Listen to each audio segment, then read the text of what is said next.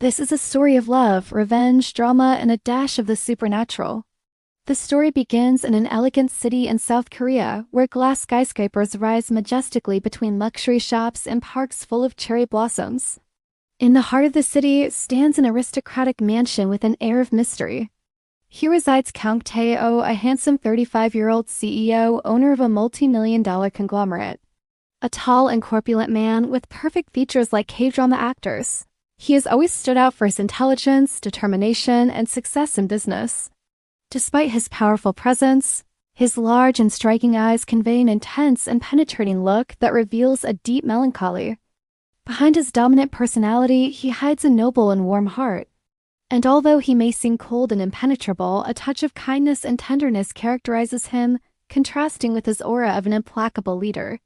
His passionate and temperamental nature is well known, but his loyalty and devotion to those he considers important are also recognized. However, there is something no one knows. Kang Ji-hoon harbors an unfathomable pain in his past, marked by the tragic loss of his parents. One day, while driving to his company in a chauffeur-driven car, he notices from the window a beautiful young woman being mistreated by store employees. Intrigued, he decides to find out what is happening. Instantly, the vehicle stops and he gets in with confident steps. The employees are surprised to see him and greet him with fear. "Sir, what are you doing here?" They pay no attention. He ignores the questions and approaches the girl with a charming smile. "How are you? What do you need? Can I help you?" She shyly lowers her head, not responding. "Don't be afraid. I can help you." The CEO, with a calm but authoritative voice, offers to help her, and the young woman is relieved to find a savior in him. The CEO tries to lift her up, but she slips and falls into his arms. In that instant, their eyes meet and time seems to stand still. The connection between them is magical. But suddenly, an employee breaks the moment. "Sir, this woman doesn't look well to be here.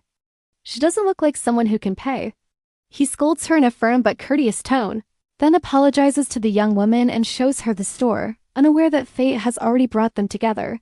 The next day, the girl walks down an avenue lined with cherry blossom trees.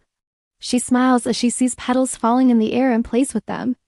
Suddenly, the CEO sees her from his car and feels an inexplicable urge to stop. He gets out of the vehicle and watches her silently. She continues to enjoy the moment, unaware that he's looking at her. Finally, he walks toward an imposing office building and goes inside to look for a job. The CEO, stunned by the coincidence, runs to his office and receives the news that she's applying for a job at his company. Intrigued, he interviews her and discovers that she's incredibly talented. Determined to have her by his side, he hires her, but with the secret plan of getting closer to her. The malicious employee, secretly in love with the CEO, notices the connection between them and begins to feel jealous. Regretting that she didn't give him the due value, she begins looking for an opportunity to win his love, but is unsuccessful. Tired of being ignored, she curses the new employee and begins to sabotage her, giving her the heaviest tasks and long overtime hours. However, the girl refuses to give up. With her strong spirit, she faces difficulties with courage and determination, earning the respect of her coworkers. Meanwhile, the CEO mysteriously falls ill and is unable to go to work. The young woman, using her healing powers inherited from her grandfather, insists on helping him, but he refuses to believe in her healing powers. However, when his health worsens, she has no choice but to accept him. Despite the gossip and mistrust, she goes ahead and goes to his house to heal him. Upon arrival, the evil employee tries to lie, saying she lives with him. But the CEO rejects the evil employee and lets the young woman into his mansion. She heals him with her special energy, but he imposes one condition. She must move in with him until he recovers. Nervous, she tries to refuse, but he confronts her with a direct question. "Do you have a husband?" "No, sir." "A boyfriend?" "No, sir." He hides his happiness at learning she's single. He orders a special dinner prepared, and during the night he feels an irresistible attraction to her. After recovering from his illness, the CEO feels deeply grateful to the young woman and decides to reward her help with a promotion and a raise. However, she rejects him, claiming she was only seeking to return his favor. Amazed by her humility, the CEO invites her to a romantic dinner into his mansion. There, the evil woman employee, jealous, plans to drug him in order to sleep with him.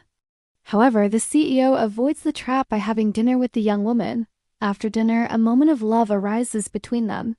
He confesses his love for her and she, moved, reciprocates his feelings. Together, they give themselves to each other in a scene full of passion and tenderness. The CEO, happy, promises to protect and feed her for the rest of her life. He wakes up next to the young woman with no memory of what happened. She smiles at him and kisses him on the forehead. A year later, the young woman discovers she's pregnant with twins, but the pressure and rumors at the office make her want to leave. The CEO, upon learning of this, desperately searches for her, unaware that fate has already prepared a surprise for them.